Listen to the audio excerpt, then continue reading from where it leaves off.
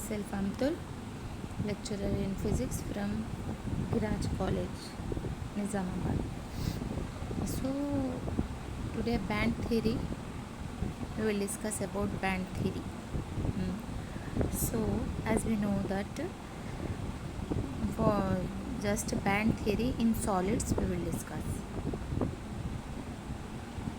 that in case of, as we know that in case of single system, isolated system, there are only single energy levels, just as we see in case of hydrogen atom or in case of gas, where the atoms are sufficiently far apart, so they does not exert any influence on one another.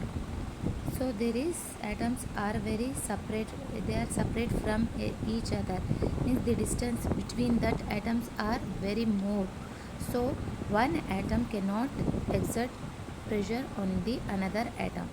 So in case of isolated system, only single, for single isolated system only single energy level is there. But as we know, in case of solids, the atoms are arranged very near to each other, they are very close to each other, they are arranged in a systematic manner. So there will be a great influence between the neighboring atoms, as the atoms are very close to each other, means that intermixing of electrons, because closeness of atom results intermixing of electrons of neighboring atoms. So the valence, but anyhow, of course, the valence electron in the outermost shell is not strongly bounded by nucleus, but due to intermixing, the number of energy levels increases. Due to intermixing, what happens? Energy levels are increasing, and there are number of significant changes in energy levels. Okay, because of that, hence in case of solid, what we are having, instead of single energy level, we are having associated with the energy level instead of single energy level associated with single atom, there are many energy levels, we are having more number of energy levels associated with a single atom. But in case of gases, what happens, as the atoms are very far from each other, so they could not influence with each other, so the distance between the atoms are very more. But as we know, in case of solids, the atoms are arranged in a systematic manner and they are very near to each other, so they will exert pressure on each other. So due to this intermixing, they are influencing one atom with the another atom. So we are, in case of solids, we are getting number of energy levels associated with a single atom. So a set of such closely packed energy levels is called energy bands. Okay, this number of energy levels which are very close to each other, they are called energy bands. Now the bands of energy levels are referred to the entire solid, okay, as a whole and not a single individual atom.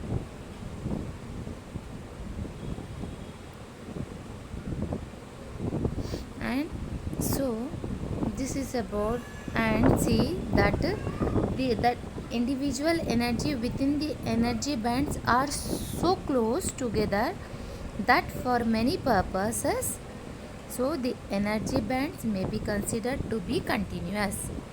So we are considering this energy bands as a continuous band. Now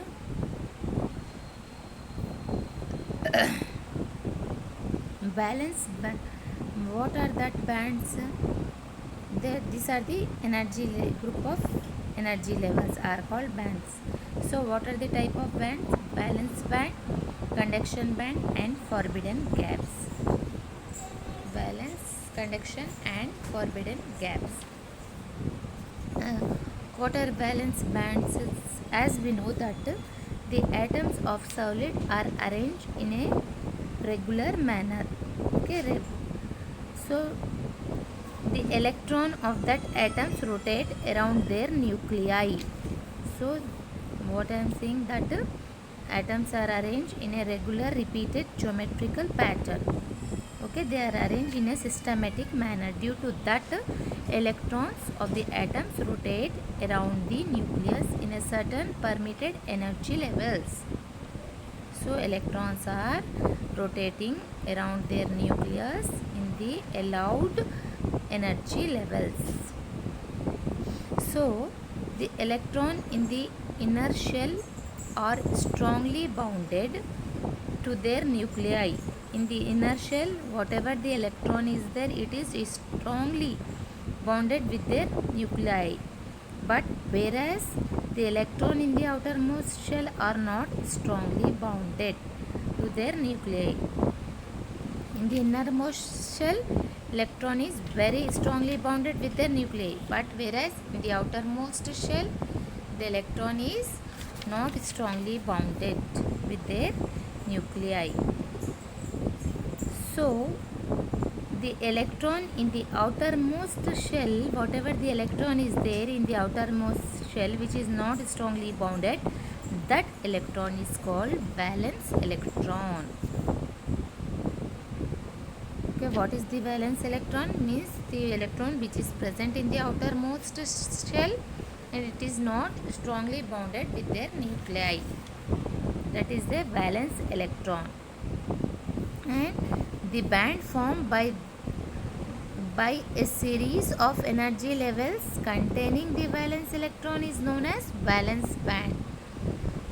Okay, the band which is forming with valence electrons are known as valence bond. So the valence bond may be defined as a bond which is occupied by the valence electrons.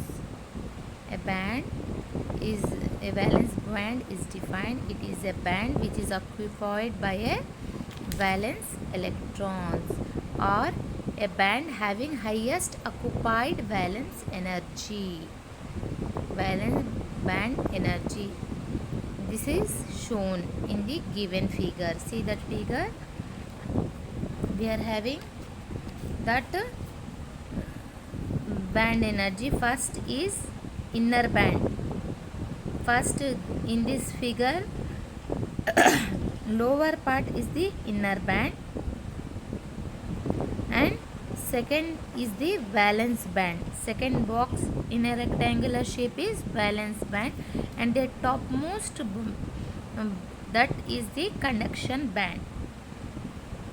Okay, this is inner band is completely filled. Inner band is, and the gap between the conduction band and valence band is the forbidden energy gap. Is the forbidden energy gap. First you are having inner band. Top of the inner band is valence band. Topmost band is the conduction band. Whereas inner band are completely filled bands.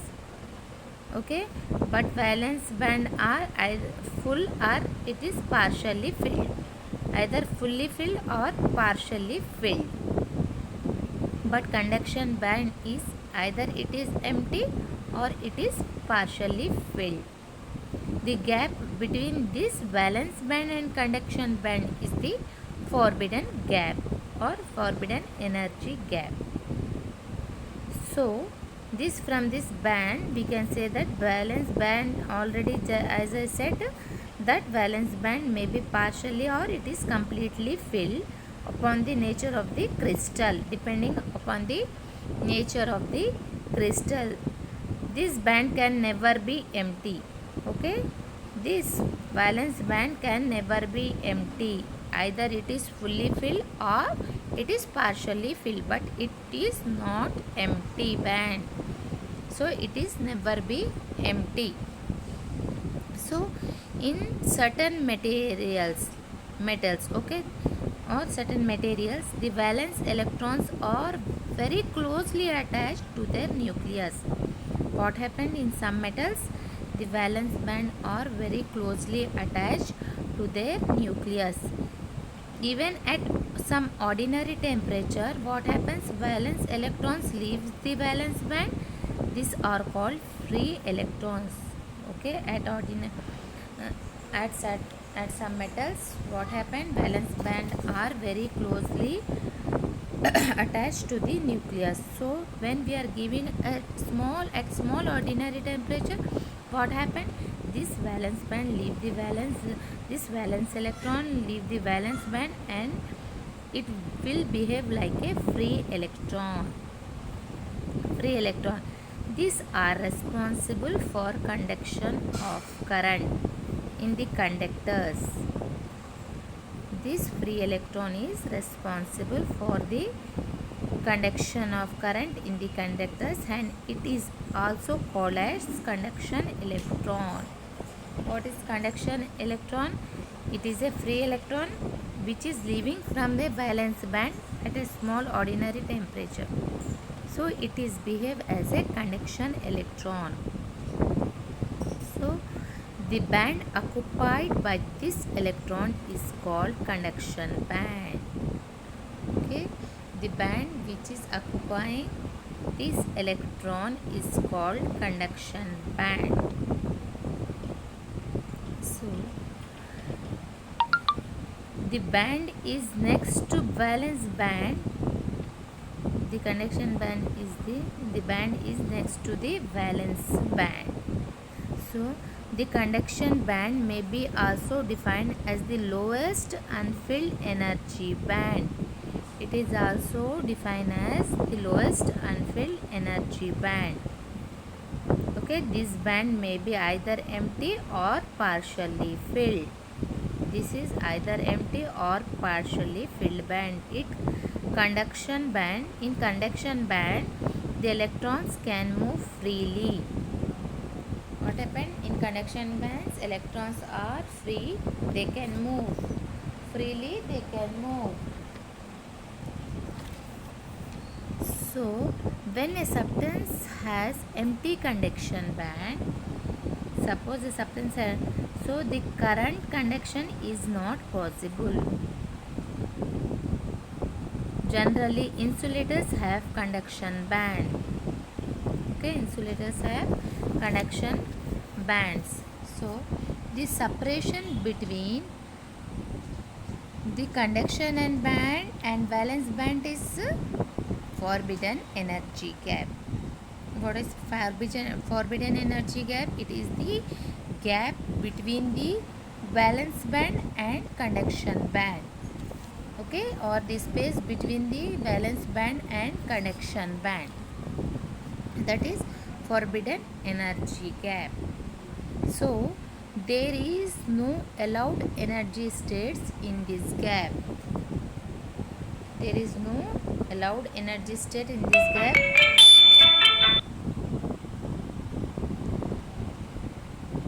In this gap, and hence no electrons can stay in forbidden gap, because there are no allowed energy state in the forbidden gap. So electrons cannot stay in forbidden energy gap. So it should remember that greater is the energy gap, more tightly the valence electrons are bounded to the nucleus. If the greater gap is greater, if gap is more, then more tightly the valence electrons are bounded with nucleus. So in order to push an electron from valence band to conduction band, external energy is required, which is equal to forbidden energy gap. For pushing an electron from valence band to conduction band, the energy required with that energy is equal to the what? Forbidden energy gap. This is about energy bands in solids. So energy bands in inner bands, valence band and conduction bands. Solids. So this is particular about energy bands in solids. So again, classification of solids, that can be how solids are classified, that is according to the insulators, semiconductors and conductors, that we will see later. But how energy bands are there in solids, because solid, for in case of single isolated system only single energy level is present, but solid the atoms are arranged in a systematic manner, so they are influencing each other. Instead of single energy level we are getting many energy levels, and such the group of such energy levels are called bands. So how many bands are there in solids? That is valence band, conduction band and forbidden energy gap. So inner band is completely filled, valence band is fully or partially filled, but conduction band either it is empty or partially filled, and the gap between the conduction band and valence band is the forbidden energy gap. So this is about band theory of solids.